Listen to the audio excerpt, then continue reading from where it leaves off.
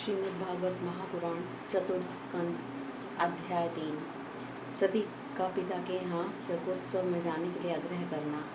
श्री मैत्रेय जी कहते हैं, विदुर जी, इस प्रकार उन ससुर और दामाद को आपस में वैर विरोध रखते हुए देख बहुत अधिक समय निकल गया। इसी समय ब्रह्मा जी ने दक्ष को समस्त प्रजापतियों का अधिपति बना दिया। इससे उसका गर्व और भी बढ़ गया। उसने भगवान शंकर आदि ब्रह्मनिष्ठों को यज्ञ भाग न देकर उनका तिरस्कार करते हुए पहले तो वाजपेयी यज्ञ किया और फिर बृहस्पति तत्व नाम का महायज्ञ आरंभ किया। उस यज्ञ उत्सव में सभी ब्रह्म ऋषि, देव ऋषि, पितर देवता आदि अपनी अपनी पत्नियों के साथ पधारे। उन सब ने मिलकर वहाँ मांगलिक कार्य संपन्न किए और दक्ष के द्वारा उन सब का स्वागत सत्कार किया। उस समय आकाश मार्ग से जाते हुए देवता आपस में उस यज्ञ की चर्चा करते जाते थे। उनके मुख से दक्ष कुमारी सती ने अपने पिता के घर होने वाले यज्ञ की बात सुन ली। उन्होंने देखा कि हमारे निवास स्थान कैलाश के पास से होकर सब ओर से चंचल नेत्रों वाली गंधर्व और राक्षस की स्त्रियां चमकीले कुंडल और हार पहने खूब सज धज कर अपने अपने पतियों के साथ विमानों पर बैठी हुई यज्ञोत्सव में जा रही हैं। इससे उन्हें भी बड़ी उत्सुकता आई और उन्होंने अपने पति भगवान भूतनाथ से कहा। सती ने कहा, वामदेव, सुना है इस समय आपके ससुर दक्ष प्रजापति के यहाँ बड़ा भारी उत्सव हो रहा है।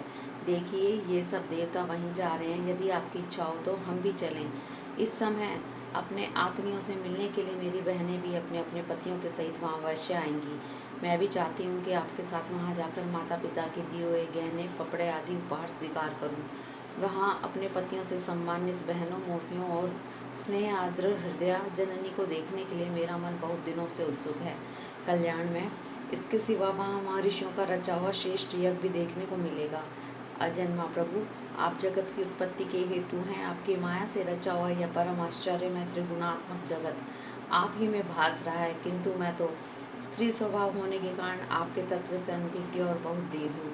इसलिए इस समय अपनी जन्मभूमि देखने को बहुत उत्सुक हो रही हूँ। जन्म रहित नीलकंठ देखिए, इसमें कितनी ही स्त्रियाँ तो ऐसी हैं जिनका दक्ष से कोई संबंध भी नहीं है, फिर वे अपने अपने पतियों के सहित खूब सज धज कर झुंड की झुंड वहाँ जा रही हैं। वहाँ जाने वाली इन देवांगनाओं के राजहंस के समान श्वेत विमानों से आकाश मंडल कैसा सुशोभित हो रहा है। सुश्रेष्ठ, ऐसी अवस्था में अपने पिता के यहाँ उत्सव का समाचार पाकर उसकी बेटी का शरीर उसमें सम्मिलित होने के लिए क्यों नहीं छटपटाएगा। पति, गुरु और माता पिता आदि सुहृदों के यहाँ तो बिना बुलाए भी जा सकते हैं। अतः देव, आप मुझ पर प्रसन्न हो। आपको मेरी यह इच्छा अवश्य पूर्ण करनी चाहिए। आप बड़े करुणा में हैं, तभी तो परम ज्ञानी होकर भी आपने मुझे अपने आधे अंग में स्थान दिया है। अब मेरी इस याचना पर ध्यान देकर मुझे अनुग्रहित कीजिए। श्री मैत्रेय जी कहते हैं, प्रिया सती जी के इस प्रकार प्रार्थना करने पर अपने आत्मियों का प्रिय करने वाले भगवान शंकर को दक्ष प्रजापति के उन मर्म भेदी दुर्वचन रूप बाणों का स्मरण हो आया जो उन्होंने समस्त प्रजापतियों के सामने कहे थे। तब वे हंसकर बोले। भगवान शंकर ने कहा, सुंदरी, तुमने जो बात कही है कि अपने बंधुओं के यहाँ बिना बुलाए भी जा सकते हैं, सो तो ठीक है, किंतु ऐसा तभी करना चाहिए जब उनकी दृष्टि अतिशय प्रबल देह अभिमान से उत्पन्न हुए मद और क्रोध के कारण द्वेष दोष से युक्त न हो गई हो। विद्या, तप, धन, सुदृढ़ शरीर, युवावस्था और उच्च कुल, ये 6 सत्पुरुषों के तो गुण हैं, परंतु नीच पुरुषों में यह गुण हो जाते हैं, क्योंकि इनसे इनका अभिमान बढ़ जाता है और दृष्टि दोष युक्त हो जाती है एवं विवेक शक्ति नष्ट हो जाती है। इसी कारण वे महापुरुषों का प्रभाव नहीं देख पाते। इसी से जो यहाँ आए हुए पुरुषों को कुटिल बुद्धि से भी चौंक कर भौं चढ़ाकर रोष भरी दृष्टि से देखते हैं, उन अव्यवस्थित चित्त लोगों के यहाँ ये हमारे बांधव ऐसा समझकर कभी नहीं जाना चाहिए। देवी शत्रुओं के बाणों से बिंद जाने पर ऐसी व्यवस्था नहीं होती जैसी अपने कुटिल बुद्धि सब जनों के कुटिल वचनों से होती है, क्योंकि बाणों से छिन्न भिन्न हो जाने पर जैसे तैसे निद्रा आ जाती है, किंतु कुवाक्यों से मर्म स्थान विरुद्ध हो जाने पर मनुष्य हृदय की पीड़ा से दिन रात बेचैन रहता है। सुंदरी, अवश्य ही मैं यह जानता हूँ कि तुम परम उन्नति को प्राप्त हुए दक्ष प्रजापति को अपनी कन्याओं में सबसे अधिक प्रिय हो, तथापि मेरी आश्रिता होने के कारण तुम्हें अपने पिता से मान नहीं मिलेगा, क्योंकि वे मुझसे बहुत जलते हैं। जीव की चित्रवृत्ति के साक्षी अहंकार शून्य महापुरुषों की समृद्धि को देखकर जिनके हृदय में संताप और इंद्रियों में व्यथा होती है, वह पुरुष उनके पद को तो सुगमता से प्राप्त कर ही नहीं सकता। बस दैत्यगण जैसे श्री हरि से द्वेष मानते हैं, वैसे ही उनसे कूदता रहता है। सुमध्य में तुम कह सकती हो कि आपने प्रजापतियों की सभा में उनका आदर क्यों नहीं किया।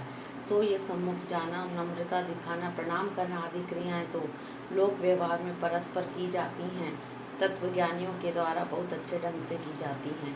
वे अंतर्यामी रूप से सबके अंतःकरण में स्थित परम पुरुष वासुदेव को ही प्रणाम आदि करते हैं, देह अभिमानी पुरुषों को नहीं करते।